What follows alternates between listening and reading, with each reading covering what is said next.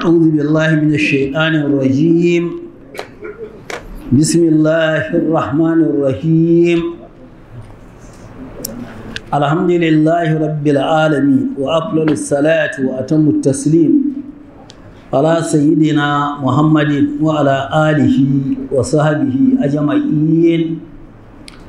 ورضي الله تعالى عن السادات التابعين والعلماء العاملين والأئمة الأربعة المجتهدين ومقلديهم بإحسان إلى يوم الدين وبعد السلام عليكم ورحمة الله وبركاته تمنعنا أتكن تفسيرنا سورة الصافات منا ربعين أشهر الذين ظلموا نعم أعوذ بالله من الشيطان الرجيم بسم الله الرحمن الرحيم احشروا الذين ظلموا وأزواجهم وما كانوا يعبدون من دون الله فاهدوهم إلى صراط الجحيم. to za a ce mu mala'iku a ranar alkiyama ushuru ku tara allazina zalamu waɗannan da suka yi zalunci ai suka zalunci kawunan su da yin shirka wa azwajahum da abokan haɗin su ne shaidannu waɗanda a tare da su to ku tara su wa ma kanu ya abudun da abinda suke bauta min duniyallahi wani yan Allah duk a tara su a haɗa su Allah ya ce fahaduhum ai ku kora su ku shiryar da su ila siratil jahim zuwa ga hanya ta wuta na'am وقفوهم إنهم مسؤولون ما لهم لا تناصرون بل هم اليوم مستسلمون. to aka ce a haɗa su waɗanda ke bautar wani Allah su amma ana waɗanda suka yi zalunci da shaiɗannun da abokan tafiyarsu da duk abin da suke bauta wani Allah aka ce a kora su zuwa ga hanyar wuta to in suna akan hanyar wuta shi as-sirati Allah ya ce waqifuhum tsaye da su innahum mas'uluna lalle su abin tambaya suke ai za a tambaye su da dukkan zantuttukan su da ayyukan su duk abin da sun kai to nan sai a ce masu akan babin tambaya ta zargi a ce masu malakum la tanasaru me ya same ku ba ku taimaka ma junanku ku hana Allah ya kama ku da azaba kamar yadda kuka yi a duniya kuna taimaka ma junanku to me yasa yanzu ba ku yin wannan to sai aka ce bal a hum su al yawma yau mustaslimun sun miƙa wuya ai ma'ana ba wani abu da za su iya yi domin lahira ce ba duniya ba a nan duniya suna iya wani kai da kawo amma a lahira al'amari ba gare su yake ba na وأقبل بعضهم على بعض يتساءلون قالوا إنكم كنتم تأتوننا عن اليمين. to Allah ya ce wa aqbala ba'aluhum sashen su ya huskanta ala ba'alin ga sashi su yan wuta ya tasa'aluna suna tambayar juna suna zargin juna kamar nan in masu aikin ɓanna rana ta ɓatan masu to sai wani ya rinka cewa ai kaka sa kai kace mu yi kaza ai kai kace mu yi kaza ai kai kace mu yi kaza don rana ta ɓaci ba mai yadda ya ɗauki laifi a kan kansa to nan da waɗanda suka ɓatar da mutane da waɗanda aka ɓatar shugabannin da talakawan don mai yawa waɗanda a shugabanni suka yi jagoranci su halaka waɗanda an mabiya. To ƙalu wato su mabiya sun ce ga waɗannan da suka jagorance su zuwa ga hanyar ɓata, innakum cewa ku kuntum kun kasance ta atuna na anil yamin,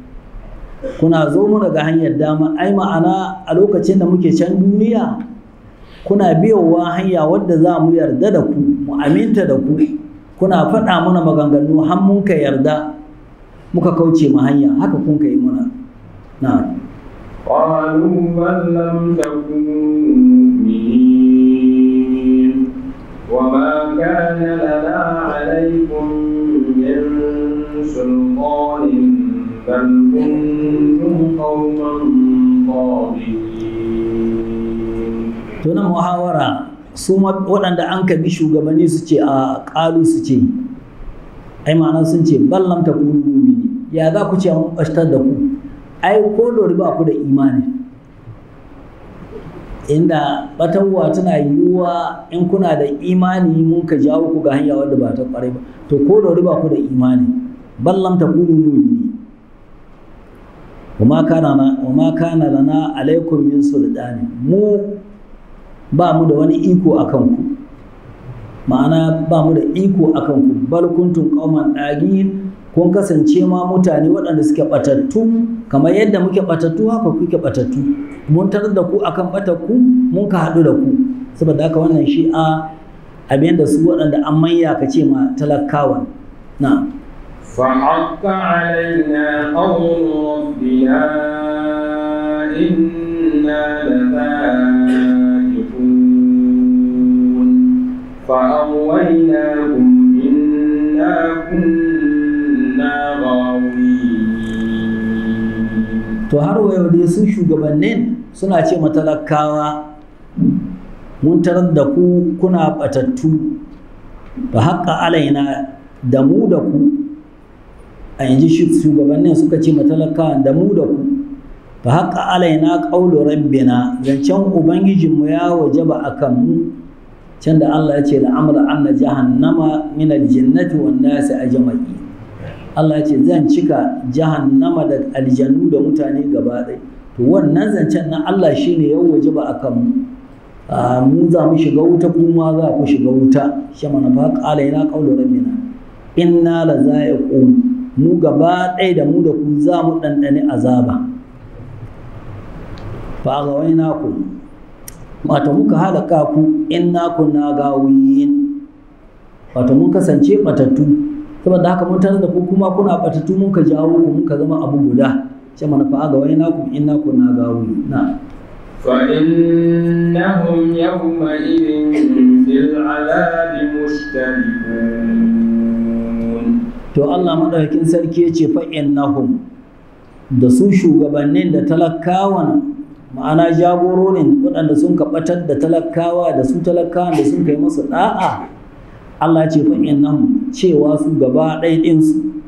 yawma izin a wannan rana ta alkiyama fila azabi, a cikin azaba mushtarikuna za su yi tarewa.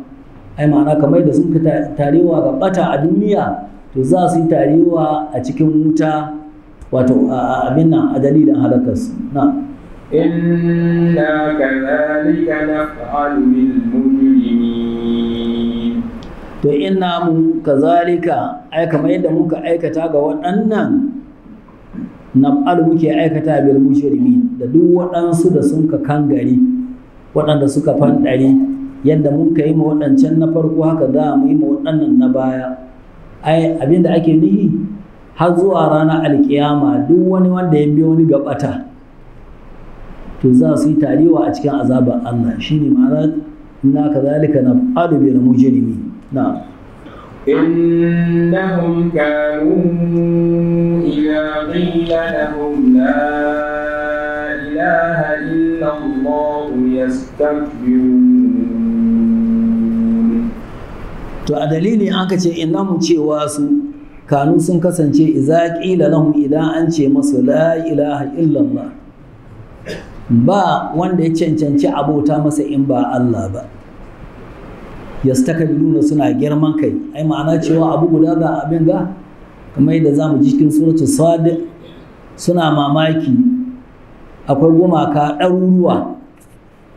to shine su za su ce aj'ala al-aliha ilahan wahid za a sanya abin bauta ya koma guda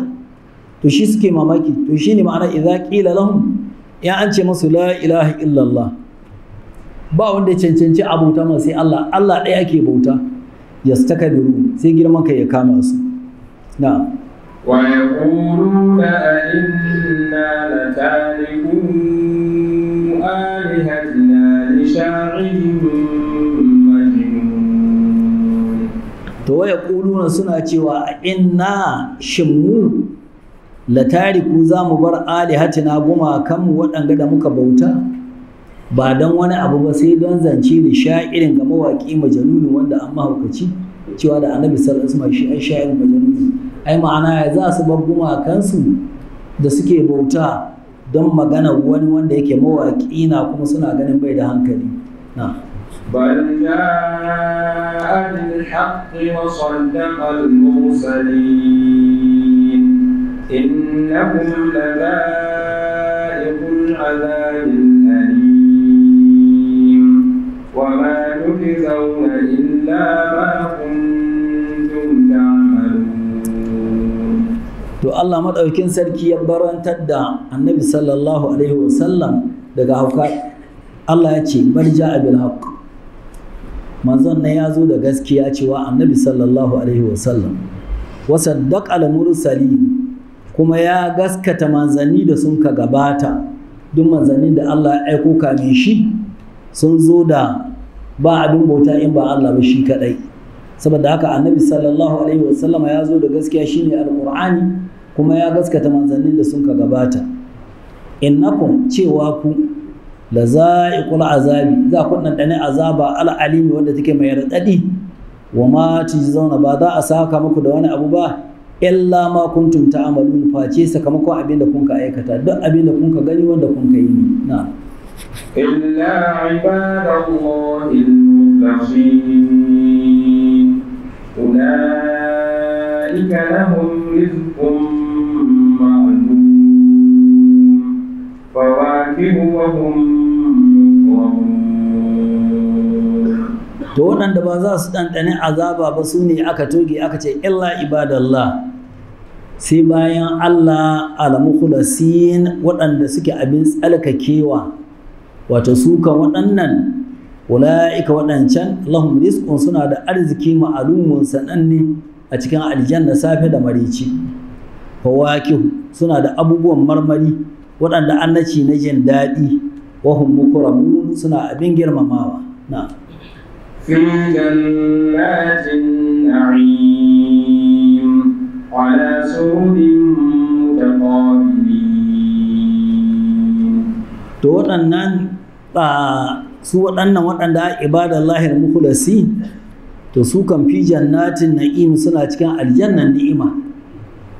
ala sururin suna akan gadaje na aljanna mutaqabilina suna fuskantar juna domin gadajen suna kewayawa da su ba mai ganin ƙiyar ɗan uwanai gadajen gewaya suka yi da su yan aljanna to shine ma'ana ana cewa la yara ba azu muqafa ba ale ba mai ganin ƙiyar ɗan uwansa to shine ala surun mutaqabili yudafu عليهم بكأس من معين بيضاء لذة للشاربين لا فيها غول ولا هم عنها ينزفون. to Allah ya ce yudafu wato ana kai da kawo alaihim gare su akwai samari cikin aljanna waɗanda aka tanada don su rinka ba 'yan aljanna abinci waɗansu malamai sun ce haka Allah ya halicce su akan adadin shekaru 33 to shine yudafu alaihim ana kai da kawo ga 'yan aljanna bi ka'asin da wata gidauniya kaf na abin sha min ma'in daga wani marmaro na giya wanda ke hita a ban ƙasa a cikin aljanna kamar koguna na ruwa haka yake yawo kuma wannan giyar bai ba'a fara ce, an ce tana da fari fiye da nono, lazzatin mai daɗi lisharibi ga masu sha, saɓanin giyar duniya wadda yake a bikice lokacin shanta. Na lafiya gaulun babu ɗaukar hankali gare ta, wala hum ba su kasance a naha gare ta yunzafun, wato ana sanya su maye ba, ai ma'ana ba su maye in sun ka sha wannan giya ɗin, saɓanin giyar duniya wadda mutum ke ɓatar da hankali, mutum shi maye ya yi ta abubuwa waɗanda an rashin hankali. Na وعندهم قاصرات الطرف عين كأنهن بيض مكنون. to su yan aljanna wa'indahum gare su qasiratu ɗarfi, suna da mata waɗanda suka taƙaita ganinsu ga mazajensu, ba su liban waɗansu mazaje. Qasiratu ɗarfi ɗin nan aka ce wato bayan sun taƙaita ganinsu ga mazajensu, in wato suna da kyawun idanu, suna da girman idanu, kuma suna da abin nan idanu ga su da baƙin nan da fari ya zama ƙwad hakan ga to shi amma na aka ce ka annahunna, kamar su matan ga launinsu bailon ƙwaina na jimina, don jimina ta yi kowa ɓoye ƙwanta, makanun wanda an ka ɓoye wura ba ta taɓinsa. Su waɗannan ƙasiratun ɗarfu, imrul qais mawaƙin na jahiliya ya siffanta su, yana cewa da sun sa tufa kiyashi ya zama ya hau saman tufa ya bi ta jikinsu, ai ma'ana in sun sa zane ya lulluɓe jikinsu, to sai kiyashi ya hau, to saboda taushin jikinsu da kyawu in an ka ɗaga zanen za a ga cewa akwai sawun kiyashin. To waɗannan shi ne abin da ya abin, to su aka ce ma, to a lokacin da alƙur'ani ke magana akan ƙasiratun ɗar, su larabawa sun san me aka nufi da ƙasiratun ɗar, ga waƙe-waƙensu sun ambaci waɗannan abubuwa. To shi ne yake cewa wani lokaci a bada misali da ƙwan jimina wanda yake ita ta kowa ɓoye ƙwanta, ƙura ko alama ba ta taɓa shi, gashin ta take sawa ta ɓoye shi. Na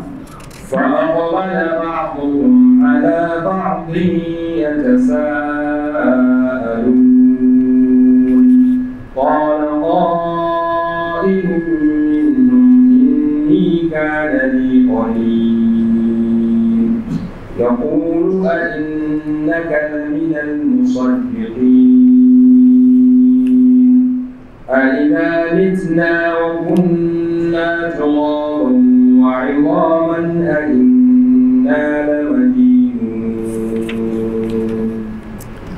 to Allah ya ce wato su wa aqbala ba'dhum su yan aljanna, su ma sashen su kamar can yadda an kai bayanin yan wuta aka ce aqbala ba'dhum, to su ma nan yan aljanna za su suna tattaunawa. Wa aqbala ba'dhum, sashen su ya huskanta ala ba'alin ga sashe ya tasa'aluna, suna tambayar bautar Allah da sun kai a can duniya, wane mun yi kaza mun yi kaza mun haƙura da kaza, Allah ya ce kada a yi kaza mun bari, ya ce a yi kaza mun aikata, ga irin ni'imar da muka samu. To qala qa'ilun minhum, sai wani mai magana cikin su ya aljanna ya ce inni kana li qarin, ina da wani aboki a can duniya yana musun tashin alkiyama. Har wani lokaci in muna tattaunawa ya ƙulu yana ce min a innaka laminal musaddiqi, kai yanzu kana cikin waɗanda suka gaskata cewa akwai tashin alkiyama. Shi wannan ɗan aljanna yana ce ma ‘yan aljanna ‘yan uwa ne a can zaman mu na duniya, ina da wani aboki in muna tattaunawa har yana ce min wai yanzu ni na yarda da akwai tashin alkiyama. A izamitina idan muka mutu kunna turaba muka zama turbaya wa izaman da ƙasusuwa, a inna lamadinun za a tadda mu kuma a yi muna sakayya, kai ka yarda da wannan? Shi ya yi musu, to yana tambayar ɗan uwa ne kai ka yarda da haka qala قال هل أنتم مطلعون فاطلع فرآه في سواء الجحيم. to shi wannan ɗan aljanna ɗin wanda yake ce yana da aboki wanda ke ce mai yanzu kai ka yadda akwai tashin alƙiyama, to ga shi yanzu yana cikin aljanna, wancan abokin nashi wanda bai da tashin alƙiyama ba yana wuta. To ƙala sai shi wannan wanda adda abokin ɗan aljanna sai ya ce ma ƴan uwa ne ƴan aljanna, hal antum muɗali'un, ko kuna buƙatar mu tsinkaya mu yi duba cikin wuta mu ga yaya shi wannan abokin nawa yake, ko da ku taimaka mu zo mu duba mu ga halayyarsa. Kamar sun ce mai a'a mu ba mu da buƙata ga duba gare shi. To shi wannan ɗan aljanna ɗin wanda adda abokin faɗala'a sai tsinkaya daga sashen tagogin aljanna, fara'ahu sai ga ko abokin can nashi na duniya fi sawa'il jahim yana tsakiyar wuta. Na'am. قال تالله إن كدت لتردين ولولا نعمة ربي لكنت من المحضرين. To ƙala sai abokin gana shi na aljanna ya ce tallahi rantsuwa ta Allah, in kitta lalle ka kusanta la turdin ka halaka ni, don da na bi ka da ni ma yanzu ina nan tare da kai a cikin wuta. Walau la ni'matu rabbi, ba domin ni'imar ubangiji da ya gare ni da imani ba, la kuntu min al muhlari, da na zama cikin waɗanda a halarce cikin wuta kamar yadda kake a cikinta, amma Allah ya tsare ni ban bi ka ba, ya zama na yi imani da Allah. Na'am. أفما نحن بميتين إلا موتتنا الأولى وما نحن بمعذبين. To ‘yan aljanna za su ce ka yanzu wannan ni'ima da muke ciki daɗa tana na har abada, afa ma na hannu bi mayiti, ba mu kasance masu mutuwa ba, illa mautatan al'ula, sai mutuwar farko da mun kai. Wannan za su faɗe shi lokacin da za a zo da mutuwa akan siffar kamshi wani rago, sai a tsaye da ita tsakanin wuta da aljanna, a ce ma 'yan aljanna kun san wannan tabbatar da mutuwa ta, kuma 'yan wuta kun san wannan tabbatar da mutuwa ta, to sai a yanka mutuwa, ce to da babu sauran mutuwa, wato abin da to shine lokacin da an kai wannan, to shine 'yan aljanna za su ci ka yanzu afa ma na hannu bi mayyiti, ba mu kasance waɗanda masu mutuwa ba, illa mautatan al'ula, sai mutuwar da muka yi farko a duniya, wa ma na harbi mu'azzabi, da kuma ba mu kasance waɗanda za a azabtar ba. inna هذا لهو الفوز العظيم بمثل هذا فليعمل العاملون. to za su ce inna hada lalle wannan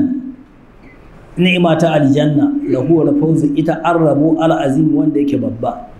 babu rabo wanda ya kai shi. limithli haza, ga kwatankacin wannan, fali amalil amilu, masu aiki su yi aiki. Ai ma'ana duk wanda ka bukata to ga aikin da za shi don ya samu wannan ni'ima ta aljanna, shine limithli haza. Wannan an ce jumlat limithli haza fali amalil amilu. Waɗansu malaman tafsiri sun ce bayan da sun kace su 'yan aljanna lalle wannan shi an rabo mai girma, to sai a faɗa masu ta hanyar mala'iku a ce to ga irin wannan ni'ima duk wani mai aiki shi aiki don ya same ta. Waɗansu malamai suka ce a tatimma ce, kammalawa ce ga magana su 'yan aljanna, bayan da sun kace inna hadha lahu al-fawzul azim, lalle wannan shi an rabo babba, to su sun kace limisli hadha, ga kwatankacin wannan fali ya amali al-amilu, masu aiki su yi aiki. Ai ma'ana kai aiki don ka samu wannan. Na أذلك خير نزلا أم شجرة الزقوم إنا جعلناها فتنة للظالمين. to a zalika, shin wannan ni'ima da an ka ambata ga 'yan aljanna khairun ita ta hinuzulan ga abin da aka yi ma bako na liyafa am shajaratu zaqum ko ko itaciyar zaqum itaciyar zaqum wata itaciya ce wadda ke hitowa tsakiyar wuta bisa ga ikon Allah wuta ba ta cinta kuma ishiya abincin yan wuta to shine Allah ya ce shin wanda a cikin ni'ima irin wannan shin shi an mafifici ko ko a wanda ke cin itaciya ta zaqum to Allah madaukin sarki ce inna ja'alnaha ita itaciyar zaƙun mun sanya ta fitinatan jarrabawa da zalimi daga azzalumai kafirai suna mamaki cewa wuta tana ƙona itace a za a yi a ce icce kuma ya hita a cikin wuta to shi wannan jarrabawa ce daga Allah na إنها شجرة تخرج في أصل الجحيم طلعها كأنه رؤوس الشياطين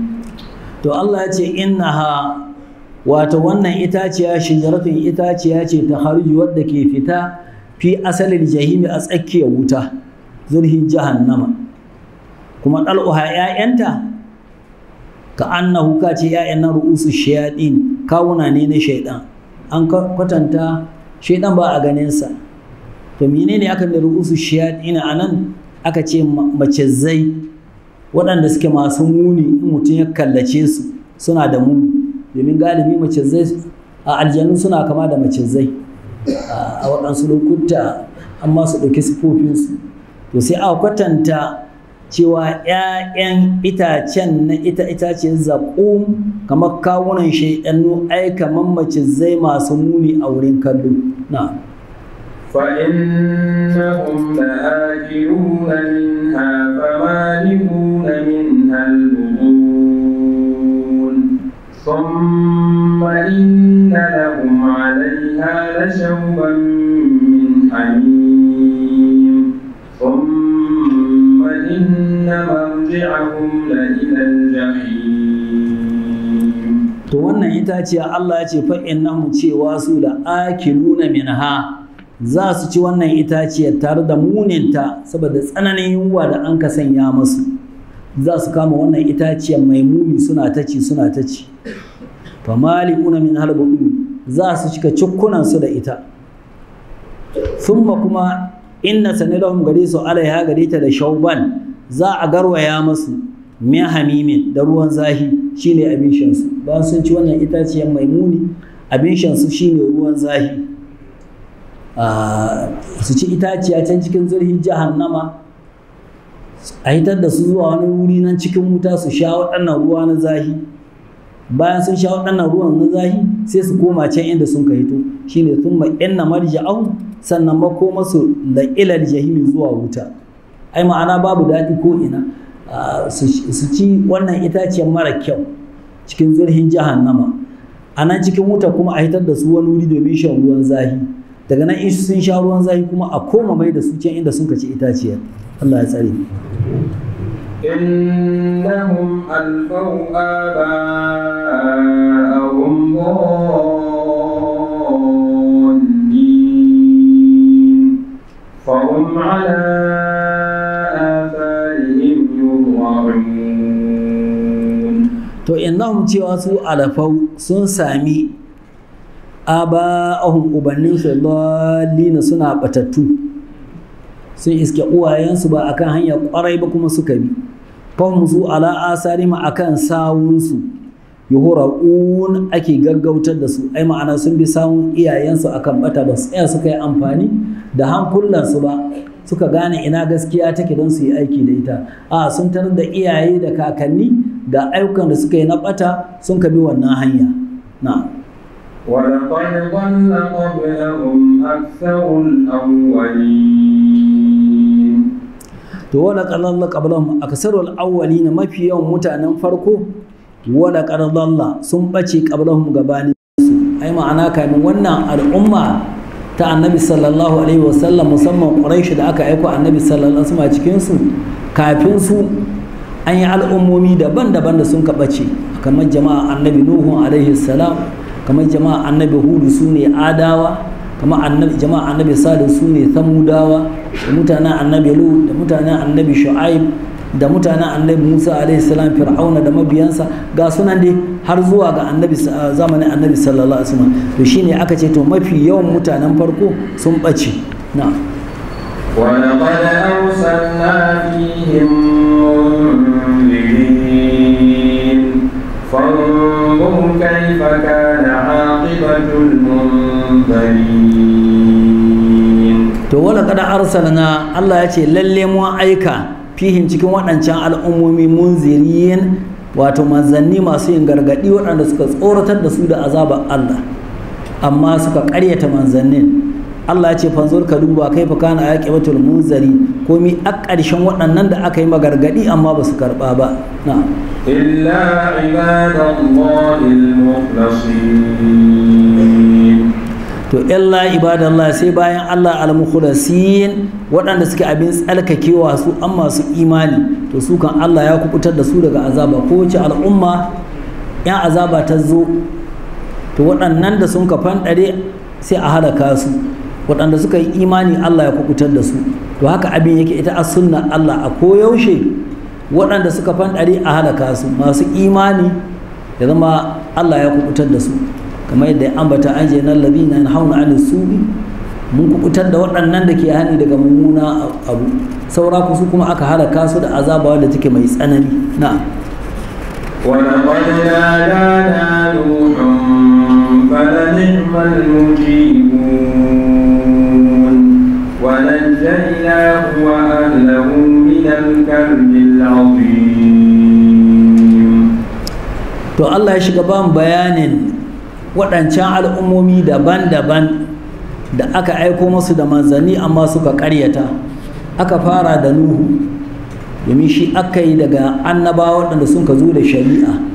To shine Allah ya ce wala ƙanna dana Nuhu, lalle Nuhu ya kira mu bayan ya zauna shekara 950 yana wa'azi, amma mutane dai sun ka ƙi karɓa, suka fanɗari. To shine ya yi kira cewa waɗannan mutane, ya Allah, bayan da Allah ya sanar da shi cewa babu wani wanda zai yi imani sai waɗannan da sun kai imani, Allah makar amana, sai waɗanda sun kai imani shi annan. To sai Nuhu ya yi addu'a ya ce rabbi inni magarubun fantasir, Allah ainihin jayi ni ga al'amari na, Allah ka yi min taimako. To shi a kiran da ya yi. Allah ya ce to da Nuhu ya kira mu zuwa ga halaka jama'arsa domin sun fanɗari, fala ni'imar mujibu, ma dalla da masu karɓawa. Allah yana ni wato mu, ai ma'ana mun karɓa masa bisa ga kiran da ya yi, muka halaka jama'arsa da ruwan tufan. na wa najjaynahu, muka kukutar da shi Nuhu alahu da iyalansa min al-karbil azim, daga bakin ciki wanda yake babba, wanda yake mai girma. na وجعلنا ذريته هم الباقين وتركنا عليه في الآخرين. to Allah ya ce waje alna mun ka sanya zuriyatahu, zuriyarsa, domin ba an yi ruwan tufan, to har zuwa yau duk waɗanda a halitta cikin 'ya'yan annabi Nuhu na, to shine Allah ya ce waje alna zuriyatahu, muka sanya zuriyarsa humul baqin, su ne sun ka wanzu dukkan su. An ce 'ya'ya uku gare shi bayan ɗansa Kan'an wanda an ka halaka. Akwai Sam, wato daga gare shi Larabawa sun ka hito, da kuma mutanen Farisa, ita ƙasar Iran da kuma ƙasar Rum. To duk waɗanda a wannan ɓangare 'ya'yan Sam ne. Akwai Ham, shi kuma shi a uban baka fata, duka Afirka, wato 'ya'yan Ham ne. Akwai Yafis, shi ko Turkawa da ɓangaren Sin da Tattar, waɗannan da sun kai ɓanna a bayan ƙasa, da Yajuj da Majuj, su ko duk waɗannan daga Yafis suke. To saboda haka dai ala kulli halin duk mutanen duniya yanzu to cikin zuriya annabi Nuhu ne alaihi salam, domin suna an kasa cikin jirgi bayan da an ka halaka ruwan tufa ne ya halaka duniya wadda an samu ma a wancan lokaci, ya zan babu abin da ya rage hata da dabbobi duka sai waɗanda ya sa cikin wannan jirgi su ne abin ga sun ka hayyafa. to shine Allah ya ce mun sanya zuriyarsa humul baqina su ne sun kai wanzu wa tarakana mun ka bari alaihi gare shi ai muka bar yabo kyakkyawa fil akhirin daga na ƙarshe. a duk lokacin da ka yi aikin kwarai to Allah maɗaukin sarki zai sa bayan ka ta yi kyau kuma a yi yabo gare ka kuma ya zama bayan ka ta yi ƙarshen kwarai. a duk lokacin da ka munana aiki to ba za ka yi baya mai kyau ba. to annabi nuhu alaihi salam Allah ya ce wata rakana alaihi fil akhiri ai muka bar masa yabo kyakkyawa. duk lokacin da aka ce nuhu sai an ce alaihi salam, nuhu alaihi salam, nuhu alaihi salam. wannan shi ayabo kyakkyawa. duk annabawan Allah haka suke. har aka iso ga sahabban manzon Allah ko wani sabi aka ambata radiyallahu anhu radiyallahu anhu radiyallahu anhu. in sauran mutane ne duk wanda ya aikin kwarai ya mutu Allah ya ji kai ne rahimahullah rahimahullah. to duk wanda ba haka ba to bai karshe mai kyau ba. saboda haka na ai ma'ana Allah ya bar mai yabo kyakkyawa saboda aiki wanda ya zama yayi na bautar Allah. na salamun ala nuhin fil alamin inna kadhalika najzil muhsinin innahu min ibadina al-mu'minin. to Allah ya ce salamun sallama aminci daga gare mu inji Allah ala nuhi. wannan sallama ta tabbata ga nuhu fil alamin a cikin talikai. ana Allah da kansa ya ce salamun ala nuhin fil alamin. inna mu inji Allah kazalika yadda mun ka saka ma nuhu najzil muhsini duk waɗanda sun kai aikin kwarai za mu saka musu da haka. innahu lalle shi nuhu min ibadina al-mu'minin yana daga cikin bayin waɗanda an masu imani. na ثم أغرقنا الآخرين. to sun ma'agarar ana sannan muka nutsar da al'akharin waɗansu su aka firan jama'arsa waɗannan su aka aiko da ruwa ambaliya ta ruwan tufan ta halaka su. wannan ambaliyar ba abin da ta bari komi tsawon dutse ta kere shi komi tsawon icce ta halaka abin ga saboda haka babu inda an kai ya zama aka kuta daga wannan ruwan. na وإن من شيعته لإبراهيم إذ جاء ربه بقلب سليم. to inna min shi'ati kuma daga jama'arsa ai wanda ya bi nuhu ga asalin addini na kadaita Allah la Ibrahim akwai annabi Ibrahim. wato akwai an ce abinda a tsakanin nuhu da annabi Ibrahim shekara 2640. amma duk da haka Allah ya ce wa inna min shi'ati da Ibrahim saboda sun tara abu guda. to daga cikin waɗanda a jama'an nuhu akwai Ibrahim irja rabbahu lokacin da ya zo ma ubangijinsa bai kalbin da zuciya salimin amintatta ai ta kadaita Allah babu shakka a cikinta. na إذ قال لأبيه وقومه ماذا تعبدون أئفكا آلهة دون الله تريدون. to izkara wato ka Allah ya ce ma annabi sallallahu alaihi wasallam ka ambata lokacin da shi Ibrahim izkala lokacin da ya ce la abihi ga babansa wa qaumihi da jama'a sai na zargin su ma za ta abudu menene kuke bauta a imkan sha abinda kun ka kira na ƙarya aliha su agumaka su kuka bauta dunallahi kuma da bayan Allah turidun wato shi abin nuhinku ai ma'ana kun kaga ƙarya ta gumaka kuna bautar su kun ba Allah maɗaukakin sarki maimakon ku kaɗaita shi da bauta ya zama kuna bautar gumaka. na فما ظنكم برب العالمين. to fa ma zannukum menene zaton ku bi rabbil alamin daga ubangijin halitta kuna zaton kun bauta ma wani Allah ya kyale ku ba tare da ya muku azaba ba shine ma'ana fa ma zannuku mi azzatun ku bi rabbil alamin da ubangijin halitta kuna zaton ya bakku ba zai muku azaba ba alhali kun bauta ma wani yasa na فنظر نظرة في النجوم فقال إني سقيم فتولوا عنه مدبرين. to lokacin da annabi ibrahim alaihi salam yake can don inda wannan abu ya gudana cikin ƙasar iraq an ce alƙaryar tasu tana tsakanin basara da kufa na wannan abu ya faru waɗansu suna ce mata wasu suna ce mata hormuz shi a sunan wurin to a nan wannan abu ya gudana kamin annabi ibrahim alaihi salam ya hijira zuwa sham to suna da wata rana ta idi to in wannan ranar ta yi suna da baitul asanami gida na gumaka to kowa sai yi abinci sai a kai nan inda gumakan aje su sanya musu albarka su ko su hita zuwa waje wannan shi abin da ya faru lokaci ya yi na idinsu sun yau abintayyansu sun kawo inda gumakan aje don tabarukan su sanya masu albarka sun ka hita to kamin su hita suka nemi shi annabi ibrahim a.s. ya hita tare da su to mutane ne waɗanda suke masana taurari ma'ana suna amfani da tauraro in kila tauraro ya kai wuri kaza ana iya a kamu da rashin lahiya ko a samu sa'a ko a yi kaza babi dai na duba amma ta hanyar taurari to da sun ka nemi ya hita to shi ma sai ya tadda kai sama to sai cika lalle yanzu ko tauraron rashin lahiya ina tare da shi to amma malamai sun ce ba yana yin wannan ba ai ma'anar ce wanda ya yi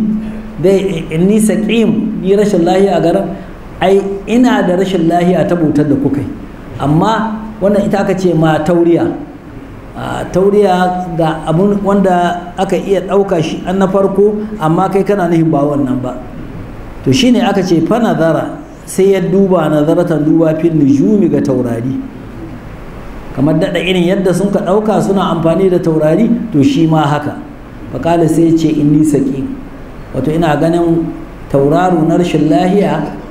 ina dabra da shi saboda haka babu magana hita garan ba da lahiya to amma shi yana nahin rashin lahiya ta abin nan da suka bauta bai yarda da shi ba na fatawallau to da sun ka ji haka tun da ya ɗibi taurari sun ka juya anhu gare shi sun ka bashi zuwa ga harkokinsu na idi mudbirin suna masu ba da baya na فراغ إلى آلهتهم فقال ألا تأكلون ما لكم لا تنطقون to bayan da sun ka daga sun ka tafi to faraga ai ma'ana sai ya karkata a ɓoye ila alihatim zuwa ga gumakan nan nasu an aji abinci wurinsu faƙala sai ce ma gumaka yana izgili da su ya ce ala ta akulu shan abincin gada an ka aje maku shi ba ku ci ba su yi magana ba ya ce to malakum la tantiqun me same ku ba ku magana tun daga abin bauta kuke ga an aje maku abinci ba ku ci na فراغ عليهم ضربا باليمين to faraga sai ya karkata alaihim gare su larban yana ta saransu bil yamini da ƙarhi abin ga ya kama yana ta guma ko da itatuwa ne yana ta kaririya su yana ta kaririya su yana ta kaririya su na فأقبلوا إليه يزفون قال أتعبدون ما تنحتون والله خلقكم وما تعملون to ga sun dawo daga wurin idi fa aqbalu suka huskanta ilaihi gare shi yazifun suna gaugawa can cikin suratul anbiya ai bayanin sun dawo sun kace man fa'ala hada bi alihatina waye haka ga gumakan mu to aka samu wani ashe ya ga sadda annabi ibrahim yana kaririya su ya gaya masa ya ce ai ga wanda ya yi masa haka. To shine na Allah ya ce fa aqbalu suka fuskanta ilaihi gare shi yazifuna suna gaugawa. Qala kun ka ce yanzu kai muna bautar su kana kaririya su, to sai ce masu a ta'abulu kuna bautan matan hituna abinda kuke sassaƙawa, ku kun ka sassaƙa abin ga in kuna da hankali ai ma kun yi itatuwan ga, amma kun kai itatuwa kun ka aje kuma kuna ɗaukar su abin bautar ku, su ka kare ku, su ka amfanar da ku. To shine ce to kuna bautar abinda kun ka sassaƙa. Wallahu khalaqakum alhali ga Allah da ya halice ko mata amalun da abinda duk kike aikata kuna barin Allah kuna bautar itatuwa da kun ka sassaka da kawunan ku. Na qalu bunyahu bunyanan fa alquhu fil jahim fa aradu bihi kaydan faja'alnahu al-asfalin. To can cikin suratul anbiya an yi basdi aka shimfiɗa tattaunawar da yayi da su, da cewa da yayi sun ka tahi yace to ai ku tambayi kawunan ku, dan da sun ka tambaye shi waye mu guma kan mu haka, yace bal fa'alahu kabiru, dan ya guda bai sare shi ba, yace wannan babba shi yayi haka. To har suka tayi sun ka ce to lalle gaskiya mutumin na wannan abu ba su magana ba su kaza ba su kaza. To amma duk da haka ƙarshe suka ce kai wannan mutum abin da ya kamata mu halaka shi. Qalu suka ce a tsakaninsu ubnu lahu bunyana, ku yi gina gare shi gina, ai ma'ana ku haƙa rami, in kun ka haƙa rami ɗin nan ku cika shi da itatuwa ku hasa wuta, in wuta ta hasu fa alquhu ku jefa shi fil jahimi a cikin wuta, wannan in wuta ta ƙona shi mun huta da shi. Na fa aradu bihi kaida, Allah ya ce suka nihi mummunar dabara garai fa ja'alnahum al-asfalin, muka sanya su a kaskantattu ba cimma abin da suka nuhi ba, domin wannan wutar da sun ka hasata aka ɗauko annabi Ibrahim alaihi salamu aka jefa shi a ciki, kami ya kai cikin wutar mala'ika Jibril ya bayyana garai ya ce alaka haja kana da bukata, ya ce amma ilaika fala, ya ce in dai gare ka banda. amma Allah ya ce to ƙwalna na rukuni bardan wa salama ala Ibrahim. Allah ya ce to wutan nan ga ta tana ci, to ke koma mai sanyi kuma sanyin lahiya ba mai cutarwa ba ga annabi Ibrahim. To shine Allah ya ce faji alnahum da asfali na muka sanya su a kaskantattu. Na wa qala inni dhahibun ila rabbi sayahdin rabbi habli min as-salihin fabashsharnahu bighulamin halim. to fa qala wa qala sai ce inni zahibun, to ni kan zan ta yi ila rabbi, wato in hijira zuwa ga inda ubangiji na ya umurce ni in bar wannan gida na kahirci zuwa ga ƙasa wadda an mai tsalki sai hadiyin ubangiji na zai shiryar da ni. to sai ya bar ƙasar iraki a lokacin na ya tafi zuwa ƙasar sham, ƙasar filistin, ƙasar falastin ta yanzu can aka ce ma sham, can ya tafi ya bi ta misira. to lokacin da ya sadu da wannan ƙasar wadda take mai tsalki ita aka ce ma ƙasar filistin, kuma can a baitul maqdis yake, to sai addu'a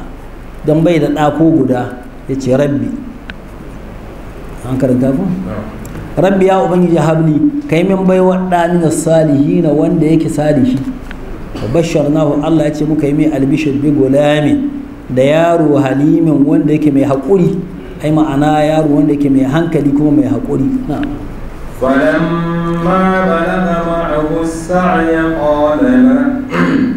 فلما بلغ معه السعي قال يا بني إني أرى في المنام أني أذبحك فانظر ماذا ترى. قال يا أبت افعل ما تؤمر ستجدني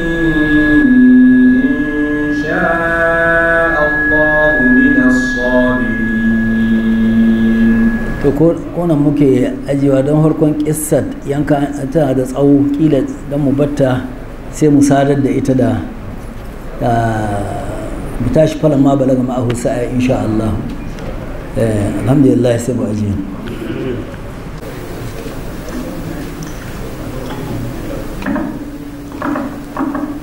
الله الرحمن الرحيم. السلام عليكم ورحمة الله. وعليكم السلام ورحمة الله. mai takarda yana so ya san takardar da aiki take bugawa a matsayin jagoran lokutan sallah, shin abubuwan da suka rubuta da lokaci shi ne lokaci da ya kamata a yi kiran sallah ko kuma tara sallah? To shi kamar yadda aka sha yin bayani, wato jagora ne. Misali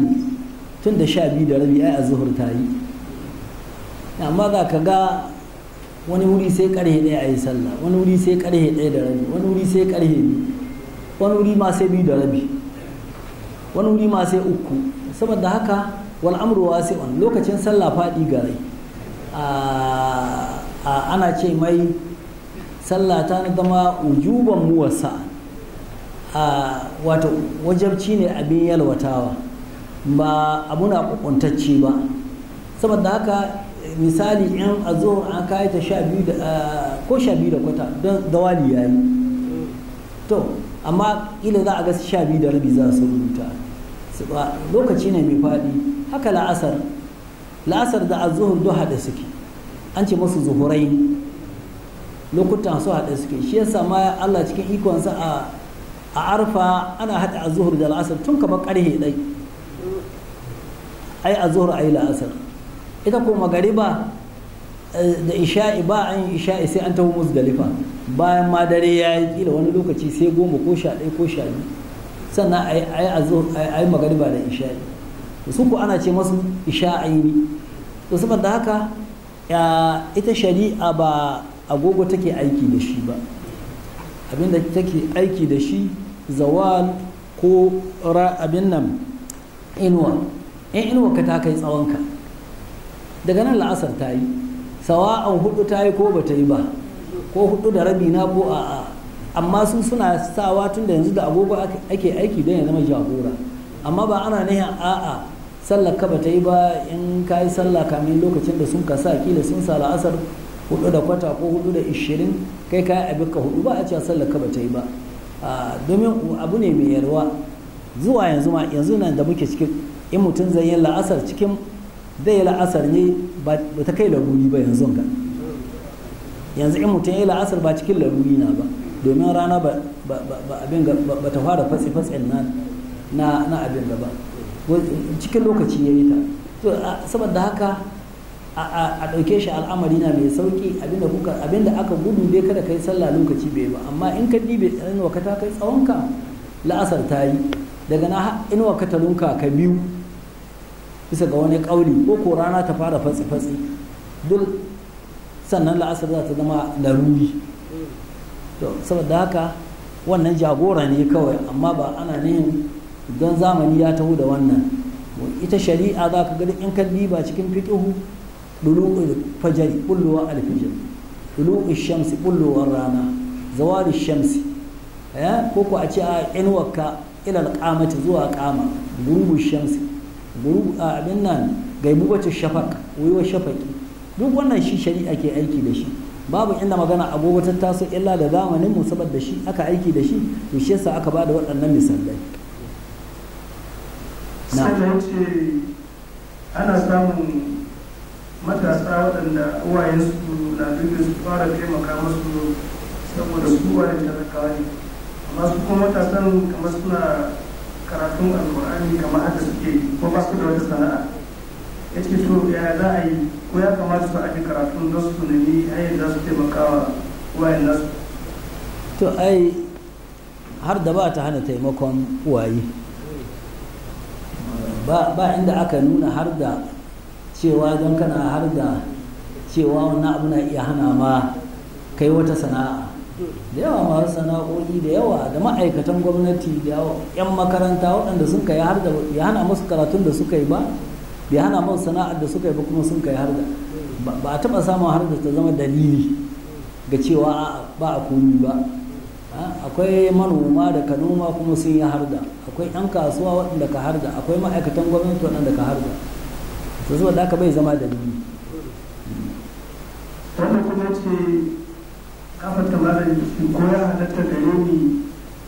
ni zama na a daidai lokacin da makwabci na ko na uwana ke fuskantar barazanar miyagu ko barayi a gidansa. Ya ce amma a baya cikin wannan wata shi kadai ke cin moriyar sahur iftar ko gwangwani ba ya taimako da taimake mu da shi ba. ban gane abin da ya kami ba.